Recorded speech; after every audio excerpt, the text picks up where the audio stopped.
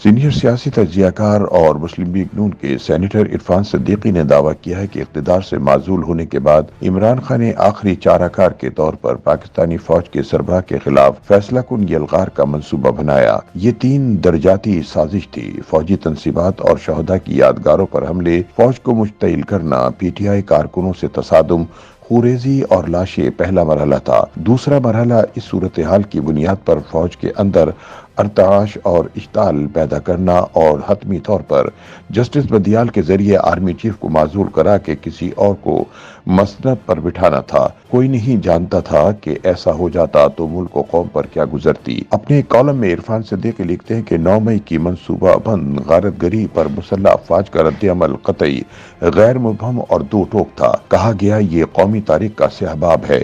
سیاست کا لبادہ اوڑھے اقتدار پرستوں نے وہ کچھ کر ڈالا جو 75 سالوں میں ہمارا دشمن بھی نہ کر سکا۔ ریاست اور ریاستی اداروں کے خلاف بغاوت کی آگ بھڑکانے والوں کو قانون کے شکنجے میں کسا جائے گا۔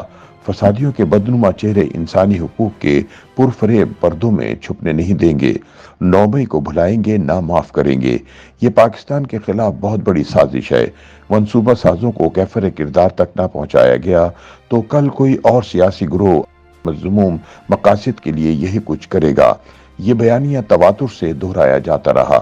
عرفان صدیقی کے مطابق 9 مئی سیاق و سباق سے آزاد یک رونما ہو جانے والا ہنگامی حادثہ نہ تھا۔ واقعاتی شہادتوں پر نظر ڈالی جائے تو ایک مربوط کہانی سامنے آتی ہے۔ اس زنجیر کی پہلی کڑی 16 جون 2019 کا دہکتا ہوا دن تھا، جب ملک کی تاریخ میں بطور ISI سربراہ سب سے مختصر وقت صرف 8 ماہ بعد جنرل عاصم منیر کو فوری طور پر عہدے سے ہٹا دیا گیا۔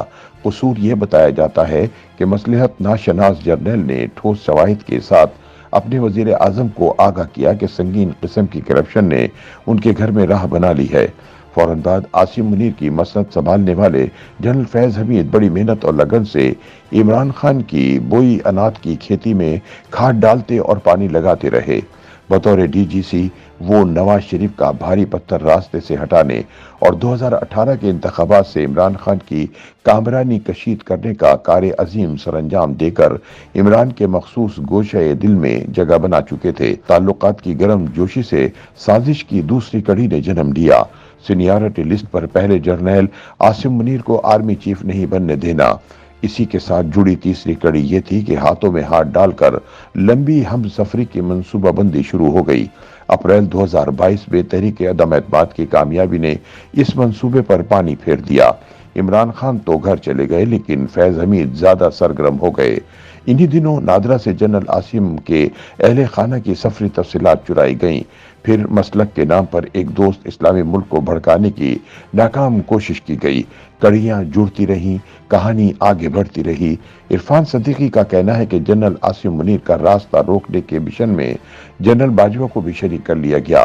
عمران خان انگاروں پر لوٹتے اور آرمی چیف کی تقرری کے حساس موضوع کو چوکوں چوپالوں میں اچھالتے رہے۔ ہم سفروں کی باہمی رابطوں نے نئے چیف کی تقرری سے قبل اسلام آباد اور راولپنڈی میں ایک بڑا طوفان بپا کرنے کا منصوبہ بنایا۔ اس کے لیے 26 نومبر کی تاریخ طے پائی۔ عمران خان زخمی ٹانگ کے باوجود نکلے لیکن عوام نے ساتھ نہ دیا۔ سمندر تو کیا، وہ لاہور سے نیم جاں راوی بھی ہمراہ نہ لا سکے۔ ساری دنیا کے معتبر میڈیا نے عاصم منیر ہی کو اس لانگ مارچ کا ہدف قرار دیا۔ آزاد کشمیر کے سابق وزیر اعظم سردار تنویر الیاس کی گواہی ریکارڈ پر ہے: میں نے عمران خان سے کہا کہ ہمارے بلدیاتی انتخابات کے باعث لانگ مارچ 2 دن آگے کر دیا جائے تو عمران بولے ہمیں عاصم منیر کو آرمی چیف بننے سے روکنا ہے۔ وہ آ گیا تو کیا فائدہ مارچ کا، لیکن ساری تدبیریں دھری رہ گئیں اور وہ آ گیا۔ دل شکستہ فیض حمید بھی گھر چلے گئے لیکن بغض منیر کی آگ دونوں ہم سفروں کے دلوں میں بھڑکتی رہی۔ عرفان صدیقی کہتے ہیں کہ اکتوبر 2022 میں معروف صحافی ارشد شریف کے قتل اور نومبر 2022 میں عمران خان پر قاتلانہ حملے کی تمام تر تفصیلات ابھی تک سامنے نہیں آ سکیں، لیکن دونوں کا فائدہ ہم سفروں نے اٹھایا اور وارداتوں کا رخ فوجی قیادت کی طرف موڑ دیا۔ خان صاحب نام لے لے کر کوسنے دینے لگے، بات نہ بنی تو آخری چارہ کار کے طور پر فیصلہ کن یلغار کا منصوبہ بنا لیا گیا۔ یہ 3 درجاتی سازش تھی۔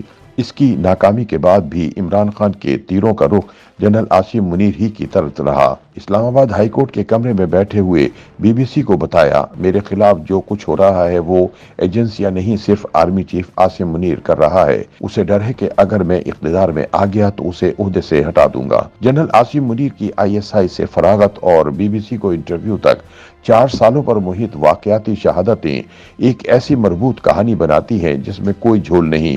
مسئلہ یہ ہوا کہ اس بغاوت، سازش اور سرکشی کے بارے میں فوج کی آتشی حساسیت میڈیا اور عوام اور دوسرے اداروں تک نہیں پہنچائی جا سکی۔ سمندر پار والوں کو بھی نہیں بتایا جا سکا کہ جن لوگوں کے حقوق کی تم دہائی دے رہے ہو، انہوں نے برطانیہ کے 6 اگست 2011 اور امریکہ کے 6 جنوری 2021 سے کہیں زیادہ بھیانک جرائم کا ارتکاب کیا ہے۔ اب تک متعین افراد پر متعین مقدمات کا دفتر بھی نہیں کھلا، کسی فوجی یا غیر فوجی عدالت میں 9 مئی بنام کی پکار بھی نہیں پڑی۔ اس تغافل کی ذمہ داری جس پر بھی ہے، اس کا فائدہ تحریک انصاف کو پہنچ رہا ہے۔ 9 مئی کو سرمایہ افتخار سمجھنے اور منصوبہ ساز قیادت سے وفا کا دم بھرنے والے عمومی سیاست کے بے داغ اور سادہ اور معصوم کردار بننے کی کوشش کر رہے ہیں۔ عرفان صدیقی کا کہنا ہے کہ فوج کے واضح عزم کے باوجود بدنما چہرے انسانی حقوق کے پرفریب پردے میں چھپ رہے ہیں۔